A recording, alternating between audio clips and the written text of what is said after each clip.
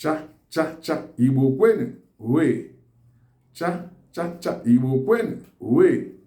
Cha, cha, cha, Igbo kwenu, uwe. Abia kwenu, uwe. Anambra kwenu, uwe. Ebonyi kwenu, uwe. Enugu kwenu, uwe. Imo kwenu, uwe. Nigeria kwezuono. Hello, beautiful people. Friends, families, and loved ones, I welcome you all once again to my Igbo segment. This is your host, Mr. B.O., a full-fledged Igbo son and teacher of Igbo language, culture, and traditions, including general issues that affect our lives, the lives of the Igbo, the lives of the non-Igbo, and the general public. All right. Okay, now today we're going to talk about some delicacies as well. This continuation of Igbo delicacies, popular delicacies found mainly in Igbo land. That's where they originated from. Okay, now one of them is Ede Agwarago. Ede is nothing but cocoyam, local cocoyam. So when they are harvested, they are cooked with enough vegetable and red oil. We don't joke with red oil, fresh red oil, pepper, enough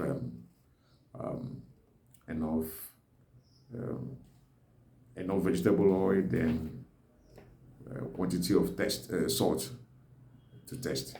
Okay, now once it's prepared and served, anybody that tastes it would want to visit that particular home in Igbo land, thinking it's only that home that knows how to prepare that delicacy. There are so many homes that prepare every Igbo delicacy. However, it's all about the particular home that knows how to prepare it better than the other home. But in Igbo land, every meal you see in this particular place can be in this particular family can be prepared, can also be prepared in another family. You know, it all depends on the ingredients or the condiments that have been added. Some families will add more, some will add less.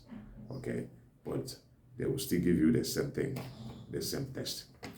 Okay, now we talk about Ukpochi, Ukpokolochi, Abrika.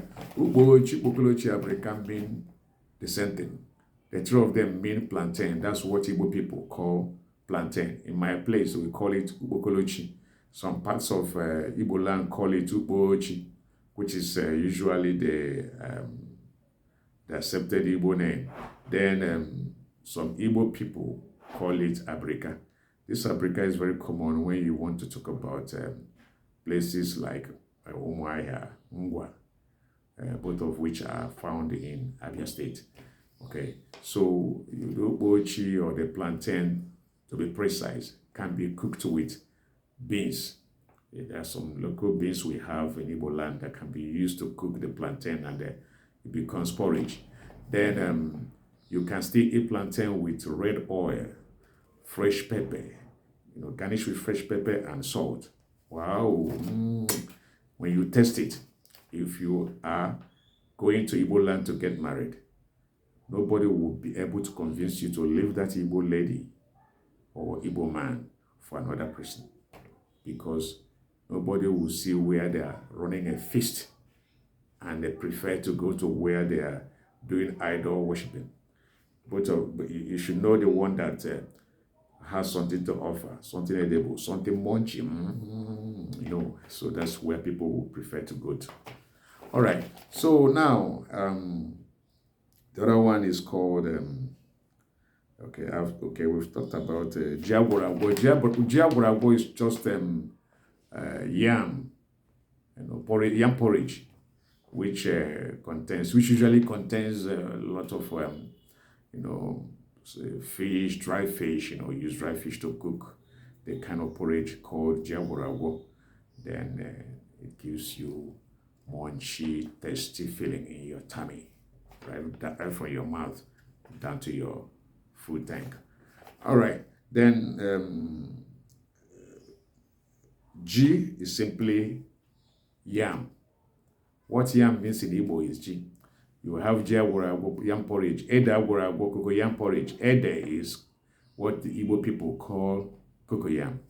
All right, then you have G na Akede. G is yam, Akede is beans. We have local beans which can be used to cook yam, and it becomes porridge. So it's another meal that is valued greatly in Igbo land. Then okwa. Wow. Okwa, like everybody knows, is called breadfruit. That's the English name for okwa. It's expensive, no matter how little it is. So in many occasions, especially weddings, traditional weddings, you see okwa being served. It's expensive when it has to do with other local delicacies. Okwa is expensive, but some people prefer to buy it, irrespective of how expensive it is, and serve people during an occasion they are organizing.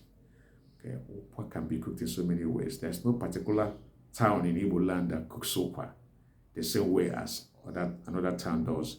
So in my own town, for example, the way we prepare okwa, we cook it in such a form that it becomes porridge. We add spices like dry fish, dry meat, onions, and all that to kind of make it far tastier than you would see or feel in other places. Then some places you see them, they will prepare okwa in such a way that it has enough water. Then they will use the water to garnish. When they take the quantity, the okwa, the one they will be eating wouldn't contain salt, but the water will contain salt. Then will be, once they take a portion, a portion on their spoons, they will now take the water to wash it down. There's another part of Igbo land that eats okwa. Okwa is one particular meal in Igbo land that has varieties of ways it's being prepared. There's no particular way okwa meal is prepared in Igbo land. It has many ways. So that's okwa, breadfruit for you.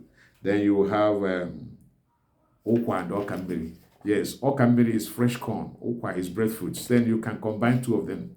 You cook them. They will give you munchy taste, kind of tasty feeling when the combo is going down your food tank, right? So you remember somebody by the name Mazibigo told you how tasty such meal can be.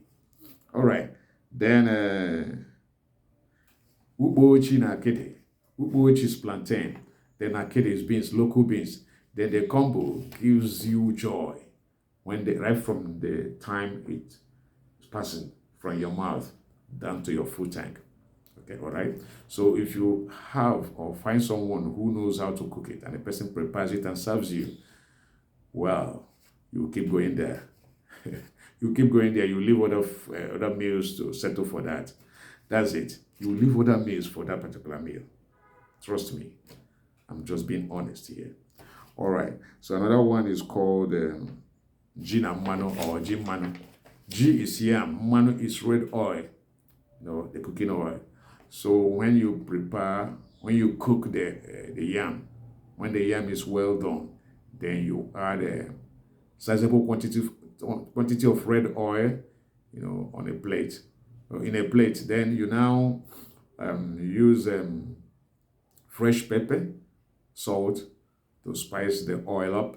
Then use the cooked yam to kind of do justice to it. So you'll be very, very glad when you're eating it. Your mouth will be munching up and down. And I will not be there. You wouldn't even remember to invite me. That would be very bad. But please try to invite me. I would like to have one or two pieces with you. All right. So we talk about Eden and Manu. Eden and Manu is nothing but cocoyam and oil, red oil. So when they are mixed, they give you a kind of tasty feeling right from your mouth down to your belly. You remember I told you this. But when you are doing that, make sure that I'm around. Not to do anything, just to watch you eat. That's all. Okay? You know what I mean. You know. Okay. All right. So the other one is Ede na ihe nsuru. Ede is cocoyam. Hinsuru is sorted assortments of leaves. You have cocoa leaves, the cocoa they will use to do bovich and all that. So the leaves, the bottom ones, you plug them, cook them, add fresh red oil, salt, and the pepper. It becomes eatable. Then use your cooked cocoyam to be taken be eating it with the um, mixed cocoa leaves. Okay, all right. The cocoyam leaves, the new shoots, the budding part of cocoyam leaves can also be used as a spice for cocoyam. You can cook after you've cooked the budding part of the cocoyam leaves. I'm not talking about cocoa leaves. These cocoyam leaves this time. So you grind them, or you pound them, then you use them to prepare something with which you can eat your yam, cooked yam or cooked cocoyam. All right, now the other one is Jiawe or Jimiroku. Jiawe or Jimiroku, they are the same thing. We call it Jiawe. If we hear anybody that calls it Jimiroku, we understand it still means the same thing as Jiawe. And what exactly is Jiawe? Jiawe is just a combo of a well-spiced water. Yes, water that contains adequate salt, adequate palm oil, but not much. Then oboroko, that is stockfish, some pieces of dry fish. If you have some pieces of dry meat, you can as well add. Okay, and use these items now to prepare pepper soup. Pepper soup. That pepper soup, you cook the pepper soup together with the yam. Once the yam is done, the spice or the spices contained in the water, which has now become a pepper soup, will go deep into the yam. So when you bring out the yams, you pour the pepper soup in the plate and use the yam. Once you take the yam to your mouth, you take one hand to take the liquid to wash down the yummy of eating. Okay, so it matches. All right, I think that's all for now. You can see we are blessed with so many edible items in Igbo land. Yeah, if there's any soup you find interesting or you think you have to have a taste or a feel of, please contact me. I will give you the what is it called?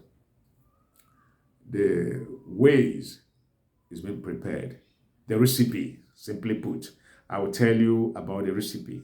Go to the message, leave your message there at the comment section. Once I say it, I'll be able to tell you how to prepare that particular meal, okay, for free. That's why I'm here, okay? But I know when you're done preparing it, you will remember to call me to come and help you do justice to the meal. Will you? Okay, I'll be waiting. All right, guys, that's all for now. All right, when we meet, we talk about some other interesting issues about the Igbo. All right, for now, do enjoy your midnight sleep, okay? Bye-bye, everyone. Love you.